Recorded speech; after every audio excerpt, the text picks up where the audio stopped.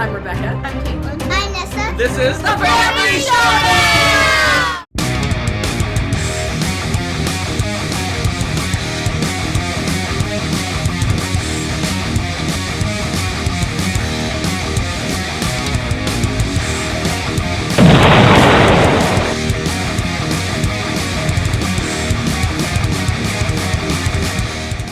Greetings and salutations, and welcome back to the Top 100 Games of All Time, 2020 edition. And today, we are looking at my 30 to 21. Getting down to the wire. All these games are amazing. See if you agree. Are you asking them or are you asking me? Them, because you don't count. That's about right. I'm just kidding. He made his own list. So we'll see how they compare. It'll be interesting. Will Hunter fall out of his seat today? It's likely. Maybe. Yeah, I don't know. Nah. I think for the most part he likes all these games quite a bit, so I think we're pretty good for the most part. Alright. For the most part. Alright. Alright. So my number 30 for today was my 29 last year. Wow. Yep. And so I'd say it's in its rightful place in the universe. Okay. That is The Pillars of the Earth. This is, fortunately, I think you can you go out and get it now? They reprinted it. I don't know if it's back. It's still in print. Okay. No clue. They did reprint this. Originally, when we got this, we had to hunt it down because it had been very long out of print. So hopefully it's easier for you to find. This is another one of those 2 to 4 player games, 90-ish minutes, sweet spot. At least at 2 players, it's 90 minutes. Medium weight, worker placement, magical goodness. It has a beautiful board, which I might as well show you because it's so cool. And I really enjoyed several aspects of this game. It's just a really nice worker placement game. No, you don't need to know anything about the book that it's based off of at all. In fact, that may make it less interesting. I don't know, because it has nothing to do with it except that it's kind of setting the scene. It's a very pretty board, especially for as old as this is. What year did this come out? Do you remember? I have no clue. Okay, originally. Anyway, this is the old board. I'm just going to cheat and look for us. 2007. Okay. Very utilitarian worker placement board. It actually has numbered areas, so you go by number through the turn. It kind of guides you through it. And everything goes off in numerical order. But before that starts, you get to take some of your little meeples and gather up resources that you're going to need to go and purchase and buy and do stuff like that. There's also this great little area right here where you kind of bid back and forth for who's going to get to be first, second, third in turn and whatnot. So it goes through that. And then you get to go and you place your workers. And then after everyone's placed the workers, it goes off and off you go. So what you're doing is you're building up a nice little engine, a little factory, so to speak, of like carpenters and stone workers and this and that to build, well, this big giant cathedral. At the end of every turn, the cute little gimmick for this game is you have a wooden piece you set down in the middle. And eventually, and you can put it together however you want, but you add a piece to it every time. Don't make that face. Don't make that face. Look at my lovely cathedral. Is gimpy. It's okay, maybe it is. But you get the idea what's going on here. Yay, I can't make it fit. Oh Goodness. So that's cute. I mean, it's kind of funny. It's just kind of a side thing. But what's neat about this game is the worker placement, all the different ways that, like, for example, the carpenters you can upgrade so that they're more efficient or they're more effective or they do something more, like, just cooler. Helps you build more of those, more bang for your buck from the resources that you're getting out in the woods or the quarry or whatever. And you can only have a certain number of these workers, so eventually you do want to upgrade them, but there's a limited number of these, so we're going to be fighting back and forth for those. There's things in here like there's a tax, but there's ways to avoid it. There's special abilities that let you skip over it and things like that. Really interesting game. Where did it rank for you? Because I know you like this one a lot too. 48. It actually went up my list because we played it again. Yeah. It's funny because we won't play for a while. We're like, oh, it's an older game, blah, blah, blah. And then we go back to play it every time. And it's like, wow, this is a really solid worker placement game. Yep. Love it. Yep. That's my number 30. All right. Acceptable so far. So far. Oh, good. Glad to hear it. This one, I think, poor Hunter will probably... He won't fall out of his chair because he expects it, but he's not going to be thrilled with me. It was 96. It jumped back up to... no, lost my spot. I lied about that. It dropped. It was my number 9, and it's now 29. And this one is because... Actually, Hunter will be sad about this. You put the wrong game here. Oh, you changed it out? No, I wrote. Yeah. Where's the other one? Right here. Oh, okay. It's right here. Where is it? Right there. Apparently, I'm the only one in the universe that likes this game. And that's why it dropped. Because no one, really... Hunter will play it with me, maybe. Grudgingly. It's alright. That's I'd rather play the regular game. There we have it. Which is why it'll sadly probably drop. Because I enjoy it. I'll just never get to play it. And that's actually Orleans Stories. I liked that they gave it something to do. This game I like a lot. And I like playing it a lot. And I have no problems playing that game anytime anybody asks. But this was fun for something different. It gave it kind of a guidance and a purpose. And you got to do different things with it. I thought it was fun. Apparently people are like, don't mess with it. Okay, whatever. Too bad for you. I enjoyed it. So, it had a bunch of different things that you could do. I don't even know if it's worth going into because no one seems to enjoy this game. Yeah, it basically liked it. It turns Orleans into a campaign game. Mm-hmm. She likes it because it gives you directions. Most people don't like it because it kind of railroads you into one way to play the game. So, but as for something different, that's what it was interesting. That one time we played through, I just don't have much of interest to go through it again. There you go. I enjoyed it. I don't even know if this is on my list anywhere. I'm sure it's not. I don't think it is. No one likes it but me. In the entire universe, it's amazing it got a print run, which is sad. Which is sad because the people that do like it, they're probably not going to make expansions for it. So yeah, like me. No. I'll just sit there and make this guy's face. Sad face. Sad, tired face. He's got I don't know if this is on my list or not. I don't know lines under his eyes. He's just like... I mean, he was okay. That's what he says. He's alright. I'm feeling it. What are the odds? Well, yeah, it's interesting. Am I going to find this on my list somewhere? I'm trying to see if there's eras. That's right. There's the eras. There's the first... There's a couple. Oh, it's on my list. 156. Really? Well, it's above 200 people. 156. Make note. No, it was okay. Like I said, it was interesting. It actually it has some interesting concepts in terms of it basically turns it into a race rather than a finite number of turns. It's kind of a race to get certain tasks done, and it has some almost cooperative elements in terms of if the players don't achieve this goal together, something really bad happens. So you kind of have to work together to achieve those goals, or something bad happens. Well, that's the thing too, because there's a couple different ways to do it, right? There's the cooperative side. No, there's no. It's not cooperative. It's competitive. Well, it's.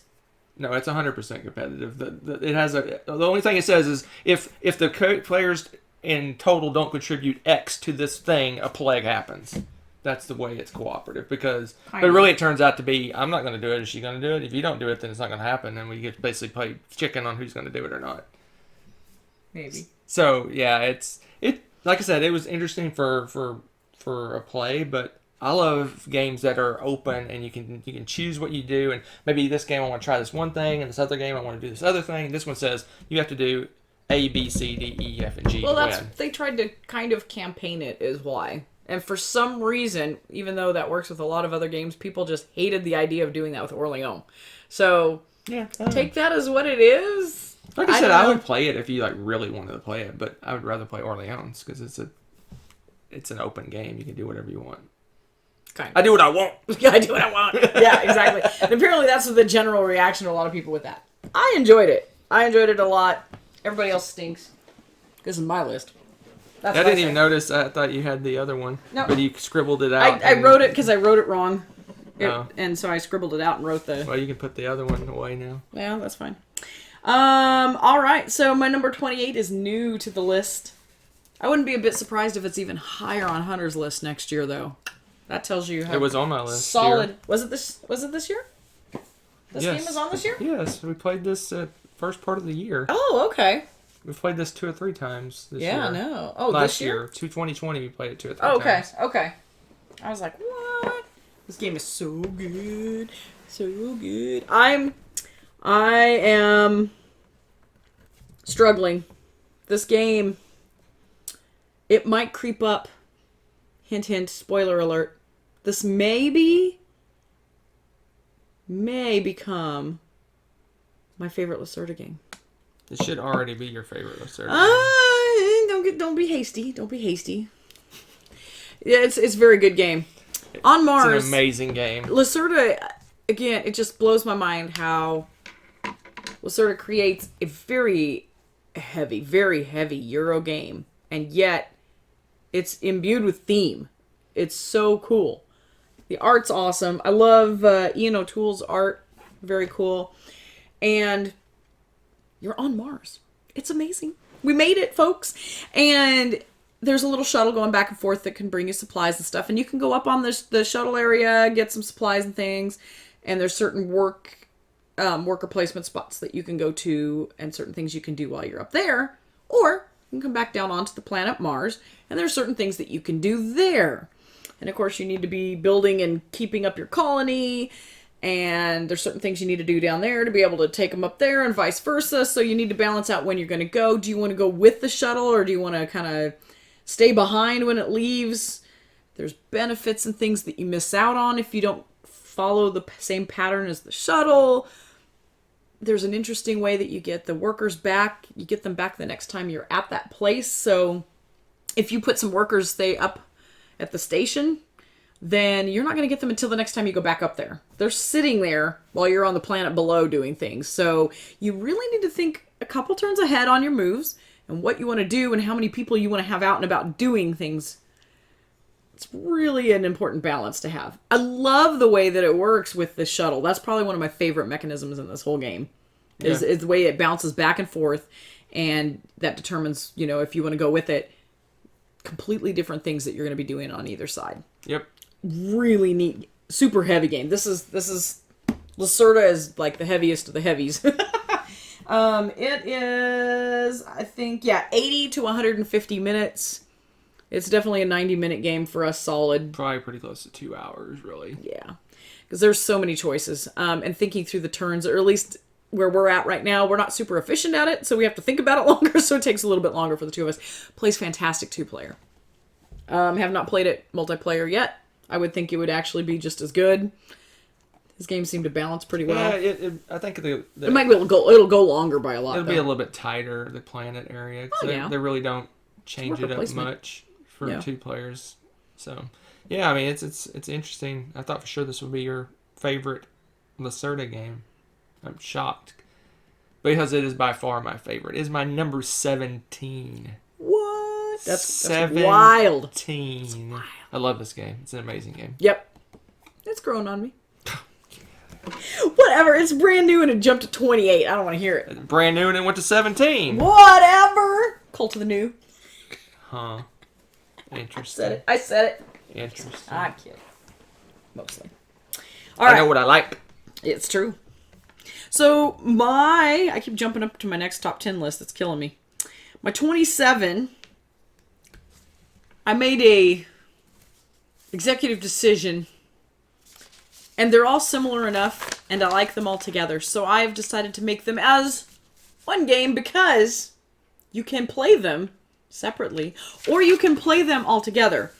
They were 81 and 82 last year, but combined with the new one, all 3 of them together are a solid 27 for me. That is the Century Games. Oh my goodness. Can I just say, I'll put it like that. We'll make a little circle of power here. You're supposed to put them where it's one picture. Oh, did I have them backwards? Yeah, you have it, but just don't you have... I think I screwed it up. Yes. I wasn't looking. I just did stuff. One continue. Ooh, fancy. It's like they meant this to be. Okay. Who designed this game? Oh, Emerson. Of course, it's Matsuchi. Man's a genius, okay? This is so cool. These games, really fun to play by themselves. But you can also, I can decide, you know what? I'm feeling like playing this game in this game. Or this game in this game. Or heck, I'll throw all 3 together. And you can. And they just get better and better the more you play with them. I should say collectively loved playing it with all three. Like, That's my favorite way to play. yeah, it is by far it's so good. It combines elements of each game, the best elements of each game, and makes a whole new game out of it. There's so much going on. It's wonderful. And what's neat about it is, sure, the setup can be a little bit of a bear if you're not used to it or you haven't played it. So I think it'd be nice if you start playing it with someone who's already set something like that up before. But really, it's not that heavy of a game. I don't think it would be that hard to teach this to people, and I think it'd be really fun to start out with like one of them and then say, hey, now let's combine it. They already know how to play a good chunk of the game. So much fun. I kind of want to play them right now, to be honest. They're really good. And that's the Century. I think there's a Gollum edition. Yes. And I think that's the only one we're missing, right? That's the same as but that it's game. the same as this one? There's a Gollum edition for the first one. I don't know if they've got a Gollum edition for the third one yet. But yeah, but it's basically the same, right? The same game, just different components. Man. Different art. So whatever you prefer, these make me happy. I love them. Do you like cubes or you like little crystals? Ooh. Well, time to bling this up. Okay, so... But yeah, I think I'm probably from here on out going to keep them all together like this because, like Hunter said, this is our favorite way to play them. It's one game now. It's one magical game. And if you are in the mood to play it a little bit lighter, it doesn't lengthen the game that much, I don't think. Bit. I mean, it does lengthen it, but not... Setup is longer, teach is longer, put away is obviously longer. But yeah, the game itself, a little bit longer. Yeah, the game itself was not, like, so vastly different that it's a deterrent of any kind. That's what I like about it. So, plays fantastic 2-player. I look forward to playing this, all three of them together, multiplayer. We've played it multiplayer with, I think, this one first. I think, was it just the first one? Okay. Well, I don't think we played a combo with them. But yeah, I want to play combo multiplayer. I think it's going to be a lot of fun. So, looking forward to it. Century Spice Road. Magical, yummy goodness. Look at that picture. Look at that! So, 192, 193. Is it really? Not on the list. What? What's wrong with you? And if I had to combine them, 192. Interesting. Yeah, such good games. Such good games. What a neat idea. Talk about getting bang for your buck. That is... I am shocked they're that high. Wow. I love that. Blows my mind. So much fun. I love it. Blows my mind. How clever is that? Seriously. Mind blown. Yeah, well... Well, this will probably blow your mind too, then. This was my number 13. Got punished this year because reasons. It is my 26 now. Likely to, when the world opens back up, go back to its glorious position as number 13. That is... Telestrations. Okay. I don't think there is a bad play of this game. We have had so much fun with this. I have played this with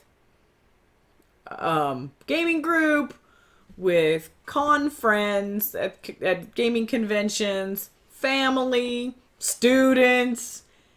Every time it has been hysterical.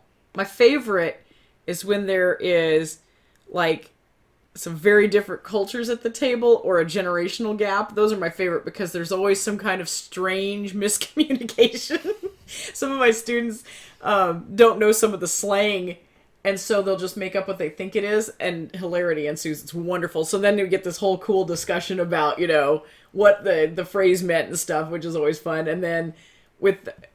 the generational thing, stuff means different things, and I don't know, it's just hilarious. What you're doing is everyone has their own little flip book, and it's their little whiteboards in there, and you have markers, and everyone's going to get a word or a phrase. It might be board game. So the first thing the first person does is they draw a board game, and then they flip to the next tile over. Pass it to the next person, so everybody keeps passing it, right? Next person looks at the picture, and then they have to write down what they think it is. So they might think, it is a board game. So then they flip theirs, pass it. The next person gets that, and they see the word board game, and they have to draw what they think that is. Maybe they don't get it quite right. Maybe they pick kind of an obscure game. Looks weird or something. They flip it, the next person gets it, and they have to guess and put a word down what that is. So they're like, playground? You know, they're guessing what it is. And it goes on and so forth. This is a more the merrier kind of game. The more players you have, the more fun it is. Oh, goodness. It's pretty funny. And there's things, and they have a this and a that side, so there's a ton of cards. And there's multiples, what is it, six options on each side. You're not going to get through this deck anytime soon. But there's things like pillowcase, or Winnie the Pooh, badminton, double dutch, shoplifting, wasp's nest, chicken pox. I mean, you get it. There's a really wide variety of things. And there's also some blank spots in these cards that if you roll the die and you get that one, you can make up a phrase or a word to put in there. And we've had stuff like, we did some that were channel related. Some people picked that and had to guess what it was. And oh gosh, I mean, it's just, what are you doing? He's busy drawing. I'm scared.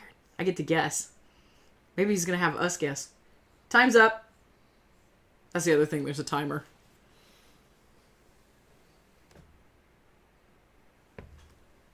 Monopoly? That's my board game. Is it Monopoly? Would I get it right? No, it's a board game.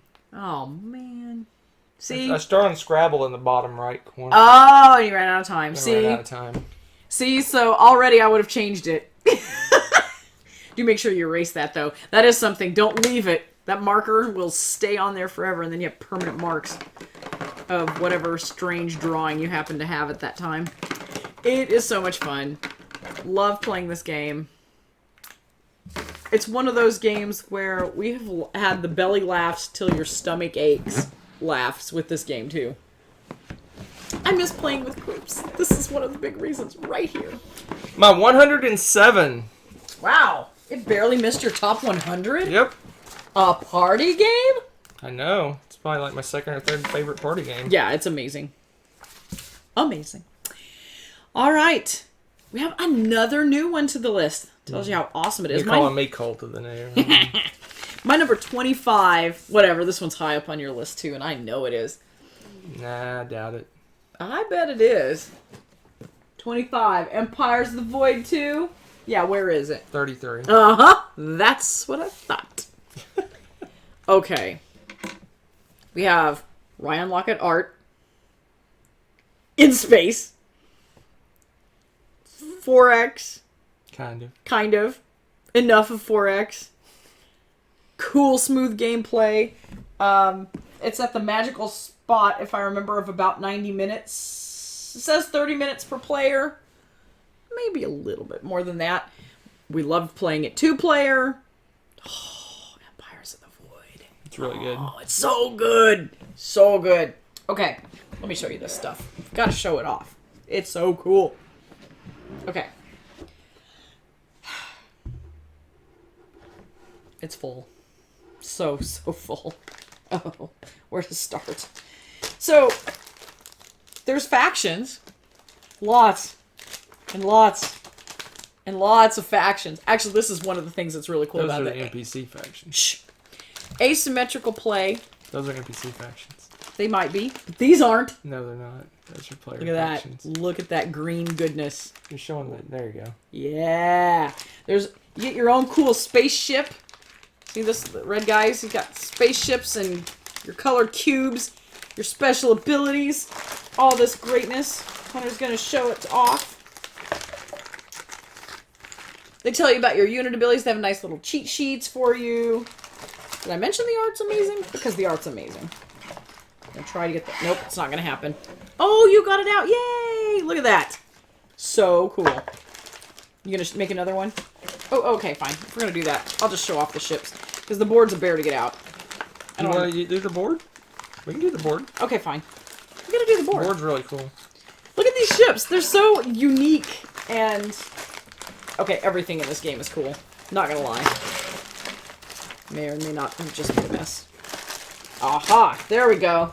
I was wondering about those. Okay, so part of what's so cool is the planets. Big, sweet planets that you go in and you colonize and different things. But you'll notice that they all have unique abilities and resources, different things going on here. Special situations. Like this one says, Emrock is a wild, dangerous world only recently discovered. A few brave colonies of Icarans sell strange plants and spices. So there's a forager guy, and you don't have to, there's no limit to him. And when you're an ally, you collect a random good when you win a battle. But here, like this one, you get a victory point when you research a tech here. They all have some special, unique abilities. And of course, did I mention that they're absolutely stunningly gorgeous? It's ridiculous. It's just beautiful. You got the board? Let's see it. It's so pretty. Look at this. The planets go on here. So, you got smaller planets, smaller things going on. These are the big guys right here. You're going to put them on. And you get a bunch of different things that you get to do. There's kind of it's more of a action selection, move and attack. You get to decide what you're going to do during your turn. It has all those elements of space games that we really like. And you're just moving everything around. Oh, such a good game. And it plays pretty quickly. Again, it says 30 minutes per player. It's not too far off. It blows my mind because it's kind of this big sprawling game, but it plays quickly. And it's pretty. And it does neat things. And it's asymmetrical. I mean, you get where I'm going with this. It's got like, it checks all the boxes. And the game gets more asymmetrical as you go along because you get tech upgrades and you get alliances with different factions. They give you special powers and blah, blah, blah, blah. Yeah. Well, like I said, it depends on the planets you're colonizing, all of that good stuff. Where's the yellow guy? Oh, yellow guy? Right here. So, again, if you like space games, you like, not heavy on the 4X, but it is there for sure. 3.5X maybe. Pretty much a 4X. It really is. It's really good though. Empire's the Void. Oh man, it's one of those games where we played it, and we play a lot of those kind of space games and things, but this just even still, just wowed us. It was a lot of fun. I'm looking forward to playing this again soon, honestly, because it is very enjoyable. Check it out. Play it. Empire's the Void. Next up on the Board Games of Awesomeness. So get this. My number 24 was my 23 last year. What? So it's sitting firmly where it belongs as well. The Pursuit of Happiness. If you haven't heard of this game, this is the Game of Life Board Gamers Edition. So, back in the day, they had the Game of Life, and you had your roll and move, and you went through the course of your life. You probably remember that little game. You drove your little car around, you had little people that you put in there.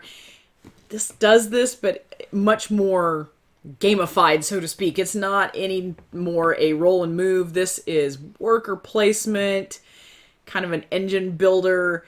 It's greatness. You go through, you start out as a kid, you have some special unique abilities. You get older, you start to, get your education, you choose to go to school or not, you get your job, you do all of these things. But the whole time, again, you're kind of building it up, and you can choose different hobbies and different activities to do and all these things. You're acquiring knowledge and resources and connections and all these different things that you also in turn spend to go and do other things. So example, you're going to have your career that's going to give you money, but you're going to spend your money on doing your hobbies and different things like that also enrich your life in different ways. Your stress level is monitored throughout the life. So if you decide that you're going to work a whole bunch of overtime, that stresses you out a lot, shortens your lifespan. Word of the wise, right? It's like this game has so much depth, but it's cute art. The cards are endless. They have so many different cards. The base game is a blast, but if you really enjoy it and want to play it a lot, the expansions are hilarious and amazing. We just got, what was the last one? It was like you could join crime syndicates and all sorts of crazy things. What was I don't remember. I can't remember the name of it, but there's these communities and they give you extra things that you can do. There's so many cards. Like this one here, one of the activities you have, it's funny that it's on top, board game night. And they've got different options here. They have, and you get different resources or rewards after you accomplish said missions. And some of the missions are always wins, buys everything, AP prone, or the host of the board game night. And you all get different resources depending on how you chip into the board game night. Really cute. I think that's part of the communities thing. There's some events and stuff that happen in with the other expansions. For example, this one here that's on the top is a financial crisis. So whenever you take or advance a project, you have to pay two extra money, and you have to prevent ending the round. No, it says you have to end the round with at least 5 money to get rid of this card. So there's all sorts of different little things, random life events that happen that turn up. The art's cute, like I said. Unless you do something really crazy and way overstress yourself, you should live to a ripe old age. But it brings back, it's got the game of life vibe. You know how you used to draw the cards and you have silly events like you bought Uncle Sam's skunk farm and weird stuff like that. There are some weird things like creepy doll collection or something you have for a hobby. I mean, just really goofy things. It's a lot of fun. It's a lot of fun. Well, you in this box are happy to know that we're getting a big box version of the game, so... That's good, because this thing is full to bursting at this point. See if it does the Concordia. Not as bad. Not as bad. It didn't pop open and explode everywhere. It's a good one. It is my just missed the list 101. Is there... And again, this is it's medium weight, and it's becoming a beast to play with everything. It is. The setup with all of the expansions and everything just sprawls across the table now. It's huge. It's got 3 expansions, and we have 3 promo packs, and there's another expansion coming with the big box. But one thing about it, because we have so much fun playing it, and because it's a bear, we usually end up playing it a couple times, because we're like, oh, we have it all set up. Yeah, let's just play it again. So I think we actually have some other promos. There's like Thug's Life and some other stuff. Thug's Life, that's what it was. Because I think you were a thug last time. No, I don't. I don't remember, but it's hilarious. It's crazy. It's a lot of fun. We like to make up kind of what our story is as we go, so it makes it more dramatic that way. All right, so my number 23 dropped from my number 12. What? Yeah, I'm not sure. I'm guessing because of its heaviness, and I was feeling the games above it for the most part are a tad bit lighter. But let me check. Yes, this is my favorite Lucerne game as of right now.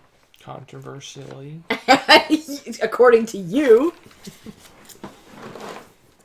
Vinos is my favorite of the Lucerne games. It's number 23 on my list. Man, this is, for me, I think one of the reasons it's so high up on my list, it's like viticulture plus for me. I think that's partly why I like it, because you all know I love viticulture. And this, for whatever reason, has the same kind of vibe, but then it takes it to a whole new level, because this is heavy Euro. Heavy. Did I mention it's heavy?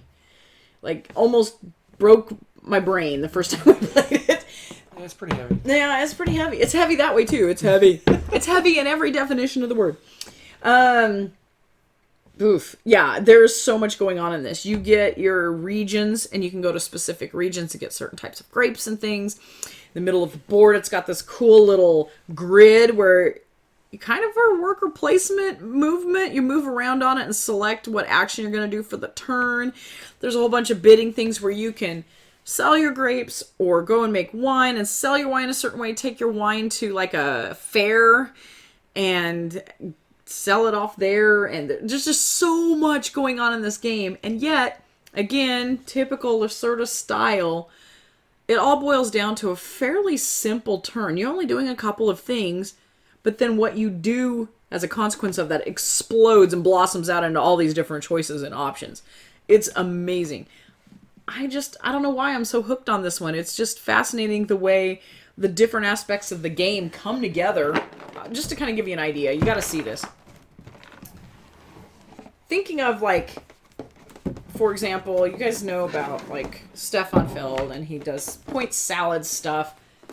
Lucerne's got all these, it's almost like all these little mini things going on at the same time. And I have it upside down, of course. Okay. Have it on the right side? I think so. Alright, so over here, you can kind of see, hopefully, we have all these different regions, and they'll have tiles and stuff on them, and they all have special abilities and different things that they also can give you. And so they're associated with this part of the map, and you've got these different grapes and stuff that you can get in these plots of land. On your oh, by the way, did I mention? Look at this box. See that? Plastic lid keeps everything intact. You just pull everything out and start playing. Wonderful. Then you've got over here, this is your little area where you have your workers, and you just move them around, and you got the different actions according to how you want to move them. And if you don't want to move to an adjacent space, you can pay extra. There's some special thing you have to do to jump around the board. It's a viable option. It's just very expensive. There's a bunch of specialists that do a bunch of different things, kind of help you kick up your wine game up a notch. There's a market down here for selling things and shipping them overseas. There's, oh my gosh, there's so much going on. And then there's this whole nother part of the round where it, for lack of a better word, they call it a fair? I think it's a fair. Yeah. It's a wine judging, basically. Yeah, it's a wine judging thing. You kind of put it in for a contest, and you can win prizes and whatnot. Well, in this case, victory points and rewards and things. And you're going around this track, which gives you a whole mess of points and stuff. And so it's one of those things you can't ignore and let your opponent get away with, because they get too far ahead. Good luck catching them. So there's a lot of strategy in this. So much thinking ahead, so much planning. So many different aspects to the game. I just love it. It looks so... And it's a heavy, heavy game. It's a bear to teach. But then when you start playing it again, as you go through your rules, you're like, oh, really? Yeah, but it's hard. I'm only doing this, and then we go to this phase, and then we go to this... It's very step-by-step, very logical. And if you get the... I think we're showing the revised edition. If you buy the deluxe edition, you get the original version. Oh, that's right. On the back. That's right. Slightly different. Slightly different. It has a bank thing down. It has like a kind of almost an economic thing going on with the banking system that adds a little more. It's even more complicated than the revised version. Yeah, the original version is more complicated than the revised. That's right. They kind of smoothed it out a little bit. Yeah. So, again, heavy, not for the faint of heart, but oh, so rewarding. Beautiful game. Vinos.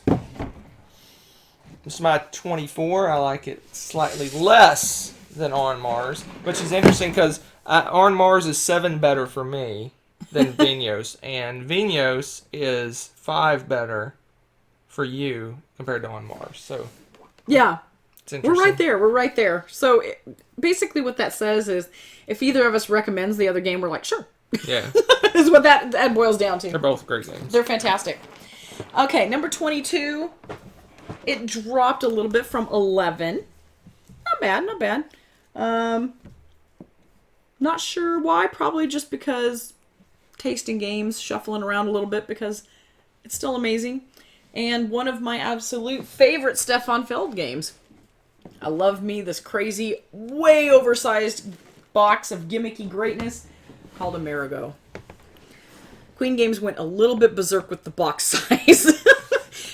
It's a normal Feld games. There's nothing that I mean, it's just crazy. But inside is gimmicky greatness. And the reason one of the reasons I love this game is this wackadoodle cube tower of randomness. So you put them in, put in the cubes, put some cubes in, not all of them come out. Or sometimes you'll put cubes in because you pre-seed this with some. Other cubes will come out. You never know what you're going to get. Okay. So I think Connor just put all of them in. Okay, I just put 1 cube in and 3 came out. Did you see that? You saw that, right? That's what happens in the game. So, see, point made. These different cubes are different types of actions that you can take in the game. And depending on how many of that color cube come out means how much you can do of that action. So, as the rounds go, let me see. I'll show you the actual part of the board. You can see all the different colors, and they rotate. We're going to rotate. I think it's supposed to be like this. There we go. So they rotate in order, basically, and as you're going through, you're going to get, like, at this round, I'm going to get all of the brown cubes. I'm going to put them up, all the brown cubes that are out here. Put them in there, and we see what comes out. Hopefully some brown cubes come out, but some other cubes might too. And then you get to choose, do I want to do the brown action, or is it more important that I do something else that turn? Why is that important? Well, the goal of the game is to travel around all these cool little islands. You're going to put these together, and you can put them together all sorts of different ways. So I'm going to have unique islands and each turn. And as Hunter always likes to say, he's on a boat. So it's a lot of fun. So you get to travel on a little boat, and you go to the little anchor spots, and you build buildings there. And you're like, I claim this island in the name of whatever country I feel like. And then you go in and you start laying out these little polyominoes, the word of the year. Different Tetris-y pieces. Then you got to cover the landscape and get resources. You're doing some set collection with the resources, making the money. Again, all in the name of getting points-sality victory points from your set collection, from your takeover of the land. You get it per covering a whole island. You get kind of a completion bonus. It's a race to colonize everything and colonize the most, be most efficient, get the most of your resources built up together. So much fun. So much fun. And that cube tower just, it's like rolling the dice, but better because you have color options, right? Chances are you're going to have something of those choices that you can do. It may not always be perfect, but there's always a good choice, a good option from those. All of the actions are good in some way. It's just the timing of them and how you want to play that out that becomes where, where the strategy for that lies. And it's so much fun. And sometimes it's hilarious. Sometimes you will put in 16 cubes and one comes out. It's entertaining because everyone's going to deal with what came through there. It's not just that player for that time. So. Yep. It's a good one. A lot of fun. It's my 26. Nice. Very similar weight. Yep. As you can see, we like it a lot. Yes. So, I think you'll be happy with this one. Why? My number 21 was my 52. We played it some more, and I just fell in love with this game all the more. It just, more plays made me even happier with it. And that is the awesomeness of this lovely little heavy game called Yiddo. Where was this on your list? I'm curious. 25. So yeah, okay, I knew you loved it. This game is so much fun. It's so engaging. You're going around, you're a sneaky little ninja, and you're going around accomplishing all these different missions, and your goal is to get, the end goal is to get the glory, like, is that the kicker? What causes it to end? Victory points. Is it just victory You're talking points? about what causes it to end? It's a Yeah. certain number of rounds. Oh, it is set number of rounds. Okay. So you want you finish this crazy hard, difficult contract. Oh, that's right. There's one that's like kill the emperor or something insane. It's really, really hard to do that. But there's 3 levels of different goals that you can accomplish. There's light, medium, and heavy ones. And so depending on how ambitious and how well timed stuff comes out for you, because there's different weapons you have to collect and money, and you have to have an emperor's favor and this and that, all these different unique combinations of things to accomplish the different missions. And the easier ones obviously have fewer things or easier to acquire. The hard ones have a lot of very difficult things that might max out your storage space, therefore making it harder to do multiple things at once. So you're jumping around. It's worker placement, so it's easy to knock someone out of an area, and you won't be able to accomplish that at all. Meanwhile, there's also a guard that's walking around through the town, and if it happens to be in your area, when you go to accomplish your goals, you get thrown in jail and you don't get to do anything that round. So much going on. It's so much fun. Absolutely love it. Let's see here. I want to show you the board because it's pretty neat. We also have the benefit of having a really cool version someone tricked up, which makes it a lot of fun too. But the art is just really pretty. It's a stunning game. Help me with that really quickly. I don't know. There we go. I just fell on the phone. Looks like a favor token was loose. So here is the board. Sort of. Okay, there you go. And you can see these are all the different regions. You can see there's walls separating the different regions. And there's only a certain number of worker spots for each. And of course, it's even less for some of these regions. And 2-player versus multiplayer, there's a little bit of different rules about stuff too. Yeah, some places are blocked off. Yeah, some of them will be blocked off. And then meanwhile, there's also, this is the area where the little guard guy is going, and he might change direction. You can cause him to change direction and foil plans of other people. The different mission cards are over here, and then along the edges are all the different things. Like this is where the weapons are. There's some special rooms and dojos in different places that give you extra benefits that help you with your set collection and stuff, make it easier. These are your little cheat guides, player mats, where you can put your dojos and your favors and all that kind of stuff. The art in this is just beautiful. Absolutely beautiful game. And, it's a lot of fun. You really have to balance out your resources because you have a limited amount of storage.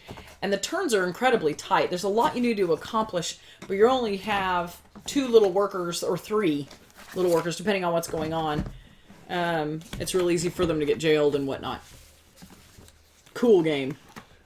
Yeah, it's a major heavy worker placement game, one of the heaviest ones I've played, and it is mean. So if you surprisingly, it's not. If you're looking for a happy, friendly kind of do your own thing, what is it? Multiplayer solitaire type Euro game. This is not it. This is a mean game. Very interactive. It's pretty brutal, and in fact, there's certain cards in the game that are even more brutal that you can choose to play with or not. It's kind of the more friendly version. But like you said, the biggest way you attack other players is that guard, because he normally moves one space each round, so you know, okay, the next space he's going to, that's basically that region's inactive. Yeah.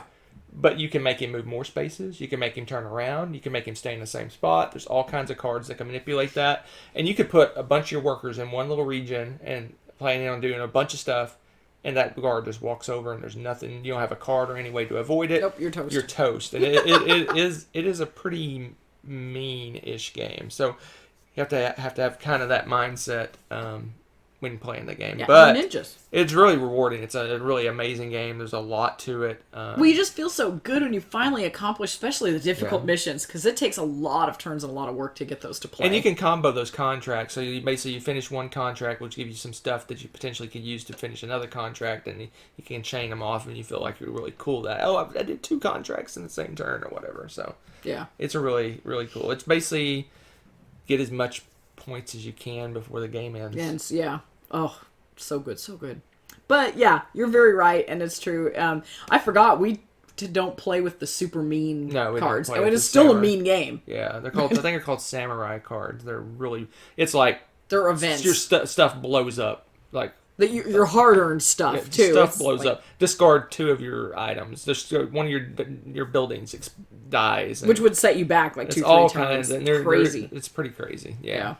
So. And sometimes you need everything you have to finish a big contract, and you lose just one thing. Oh, you're done. You can't finish the contract. Yeah. So we decided not to play with those after one play of them going, this was crazy. Yeah, it's pretty brutal. But if you like the punishing games, games that punish you and you got to react to the punishment, then throw them in. It's good for that. Yeah, it's good for that. So I know that probably surprises some people that a mean game like that's so high on my list, but it's just so satisfying to accomplish all the missions and stuff, and throwing those combos down, being able to do that. There's ways to mitigate the meanness.